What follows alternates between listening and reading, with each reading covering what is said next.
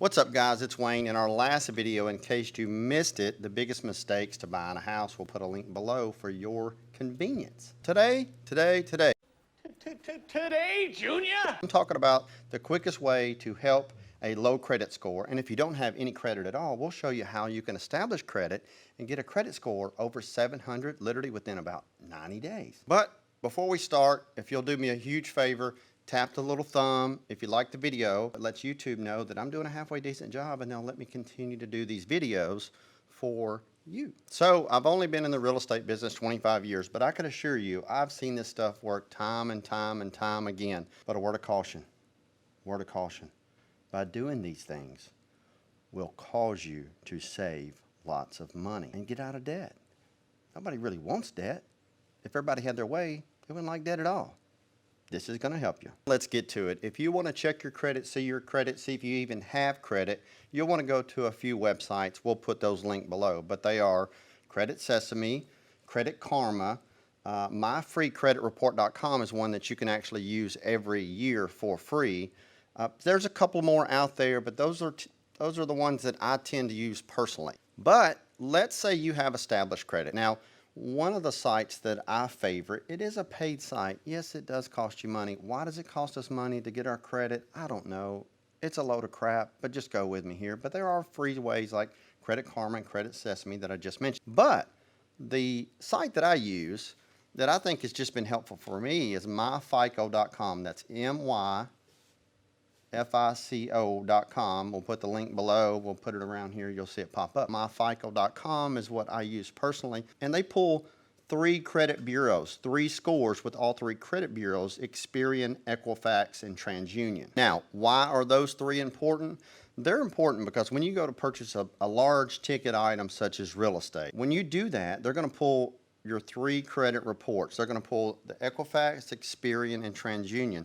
And by pulling all 3, they call that a Trimerged credit report. Now, by pulling a Trimerged credit report, they're able to do an in-depth, detailed data information analysis. It's just kind of boring. You get it, right? But that's the way it's done. That's the way they do it. So why not see what they see, right? Okay, now let's just get to a quick list of things that can have a negative impact on your credit. A lot of them are pretty common sense, but most importantly, we're going to focus on what affects your credit negatively. Boy, it's hard for me to say, negatively. And then we'll also show you how to fix those items. So here we go. First up is maxed out credit cards. If your credit cards are maxed out, absolutely it's going to affect your credit score in a negative way every time. Next is late payments, 30, 60, 90-day lates. That's the way it shows up on your credit report, 30, 60, 90, 120, you get it. Late pays, every time there's a 30-day, 60-day, 90-day, it just lowers your credit score that much more each and every time. Another one, and here's a big one, is bankruptcy. When you file for bankruptcy, it literally hovers around your credit bureau, your credit report for 10 years. You want to avoid that at all costs, and I'll show you a couple of tricks here in just a second. Now, tying into that is property foreclosure. A foreclosure and a bankruptcy, they are the pinnacle of creating a horrible negative credit score. But look, it's the inevitable sometimes. Things happen. I've been around doing real estate sales and brokeraging for over 2 decades, and I've seen people where it's like they had an illness, family had an illness, child had an illness, and just life happens. But you know what? If you're watching this and you've had a negative challenge, just know it's going to get better, not just with this video, but everything in life. I'm Rainbows and Butterflies Wayne, and I'll show you how. Okay, accounts and collections. If you have accounts and collections, it kind of goes back to the 30, 60, 90-day late. So not only have you been late, but typically once you're late on a payment past the 6-month mark, right? Once you're 180 days late, they'll send it over to collections, a third-party collection. They're going to try to collect on a debt. Even if it's 30 days late, you're going to start getting phone calls. This one also is pretty obvious, and that is vehicle repossessions. If it flies, if it floats, or if it rolls down the road, dirt road or pavement road, if you own it, you signed a contract, you had a promise to pay that note, and you stopped paying, they came and took their asset from you, that will absolutely make a negative remark on your credit.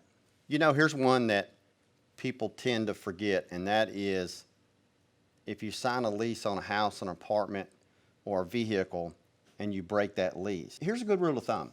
If you signed a piece of paper promising to pay somebody money, they absolutely can turn your non-payment in to the credit bureau. And it's just a matter of typing in some stuff on a website now. It's pretty crazy how easy it is. Just keep that in mind. Slow pays, slow pays, slow pays. Slow pays is one of those that you think that it's, well, I'm not 30 days late. I'm not late. I'm not late. I'm not 30 days late. I'm not 60 days late. But you're late. It's due on the 1st. You didn't get it in by the 15th or the 20th. It's a minimum payment, $12 or whatever it may be. So what happens is now it's showing up on your credit report as a slow pay. And so now, in detailed and fine print, it shows a slow pay.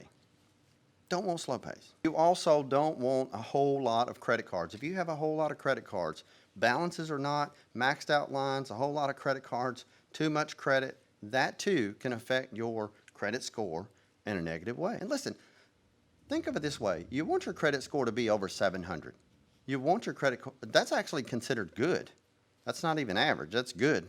There's poor, there's average, there's good, and there's great, and then there's superhero status, 800 plus. Okay, now let's just get to the things that actually will fix your score. We'll bump up your score, and we'll do it relatively quickly because I'm Mr. Impatient.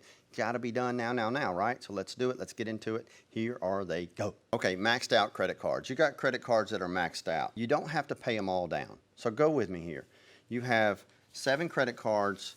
Maybe they're all maxed out or close to being maxed out. What you want to do is, there's a couple of things you can do. Now you can take the lowest balance to the highest balance and pay that lowest balance off, and then roll what you're paying on the lowest card to the highest card. That's one way to do it. Or you can simply say, look, let's just take the lowest card with the lowest balance, or the card that we're paying the most interest on. There's an idea.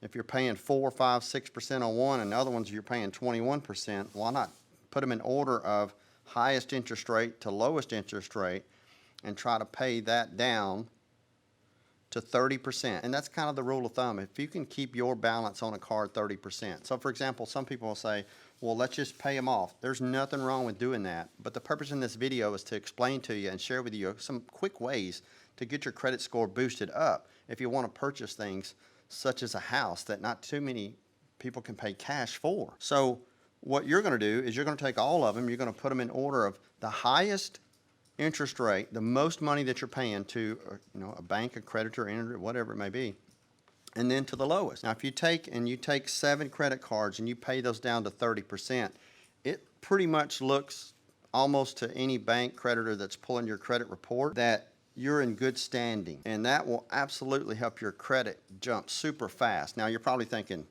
that sounds all great, Wayne, but I need cash to pay down the cards. I'm going to show you that here in just a second. It's good stuff. Oh, the late payment. Let's talk about the late payments. I mentioned just a few minutes ago the late payments pull your credit down. Look, there's not a whole lot you can do. Once you're late, you're late. It's late. They've reported that. And it's hard to get something that's the truth and the facts off your report. I mean, it's happened to all of us. You're not alone if you're watching this, I can tell you. It's happened to me personally. I remember one time I was buying a property and I was late on a payment. I look at my credit report, I can tell you, literally twice a week minimum, sometimes 3 times a week. Why? Because, I don't know, there's just something about it. It's a pride thing. It's just like, when you have good credit, you just feel like, when you do your homework as a kid, I was never one of those kids that did my homework, but when I did my homework, those 4 times, I felt like something, it's that pride. So back to the story. $7 and some odd cents, $300 line of credit. I almost didn't get to buy the property because they literally said I had a 30-day late. So I had to write a letter of explanations. If they turn you down, they have to give you a letter of explanation through the credit bureau. You'll get that within typically 2 to 3 weeks after you get denied or declined the ability to purchase something. But me, I never want to take no for the answer just because one bank or one lender won't let you do it. That doesn't mean they're all the same. We've all heard that. You never give up. Just, it's kind of like the frog that's being swallowed by the seagull in the neck, and maybe they'll put a picture, but I just like that image. Bankruptcy, how to stop bankruptcy, how to fix bankruptcy, that's another one. What's done is done. It stays on your credit. When you file bankruptcy, whether it be Chapter 7 or Chapter 13, one of which wipes all your credit, one puts you on a payment plan, either way to the creditors, you file bankruptcy, and it affects your score pretty much the same either way, regardless of what you file. But after you file for the bankruptcy, you'll get things in the mail literally almost within 30 days that says, hey, we want to offer you credit. We want to offer you a credit card. All you got to do is fill it out and send it in. We know you had mistakes. We know that's in the past, but this can be better. You'll definitely want to do that if you're watching this and if somebody you know has ever filed for bankruptcy, you'll want to fill that out. Here's the reason why. Did you know within 2 years after your discharge date, now the discharge date on a bankruptcy is the day that the judge, and a judge has to sign off on all bankruptcies. Once they sign off on that and it's discharged, you can purchase a house through an FHA loan, which is a government-insured home loan, within 2 years of your discharge date. That's right, within 2 years of your discharge date. But what you can't do is buy a home if your credit score is low, even though you had a bankruptcy 2 years prior. So when you get that letter in the mail, it's just like a little credit card. You're like, oh, I don't want any credit card, Dad. I got in trouble before. Listen, we know what to do. It's okay to fill that out. Get that card, take that $300, go buy something that costs $7, $8, $10, $12, and pay that sucker off as quickly as possible. And that way you're going to start building up your credit score again. And literally within 2 years, even though you'll have the bankruptcy on your credit still, they'll still see that. They'll also see that you work to establish your credit collections when they're in collections. But here's what happens. If they're in collections, now when I say collections, here's what I'm talking about. If they're collecting data, if you owe somebody money for a credit card and it's $8,000 and you're late 30, 60, 90 days, and then all of a sudden you get behind the 8 ball because they want $700 payment and they're calling, it can be a nightmare. And by the way, a lot of people don't realize once you become late and behind on your credit cards, they absolutely can contact your employer and they can literally garnish your wages for a credit card payment. But here's something to prevent that. Really quick, it's a matter of asking them to lower the payment. Always ask them, is there any way I could get my payment down lower? And you can always ask them, will they take a lower credit balance, interest rate? Go with me here. Just ask them, can they lower your interest rate? Look at what the interest rate is. Most of these interest rates are 21, 24, 28, 27%. It's crazy. Just say, hey, what can I do to get it to 9%? And if you want to know what your payment would be, you simply just ask. Or go to Google and just Google how to lower your payment, how to get your credit. Like you may have found me watching this video doing the same thing. But by sending it to collections, they basically has sold that debt to a third-party company. Now that third-party company owns the right to come after you for the money. Either way, you can negotiate with the credit card company or the bank that you owe, that you're late on, but you can also negotiate with the collection agency that they sold that to. So it's kind of weird, but go with me on this. Let's say you owe $7,000 on a credit card and you're 6 months behind and you can't get caught up. Well, what they'll do is they'll just write it off. They'll take that debt, they'll sell it to a collection agency, and they may sell it to a collection agency for $2,500, $2,000. Once they sell it to a collection agency for $2,000, then that collection agency is going to come after you, even though you haven't paid it, and it's no longer with that credit card company, for example, or that bank, that lending institution. But the people that bought the debt, now they can go after the debt. So here's the deal. Keep this in mind. They bought that for probably a third, 20% of what you actually owe, and they're going after the full amount, but you'd be surprised how little they'll take just to get them off your back and get them out of your hair, because they will absolutely bug the hell out of you. They're trying to instill fear, and all you can do is apologize, and like I always say, you catch more flies with honey than with vinegar, and be nice and just ask them politely, because keep this in mind, they're used to dealing with a lot of negative people on the other end. They're a human being. They're a person just like you. They're just doing their job.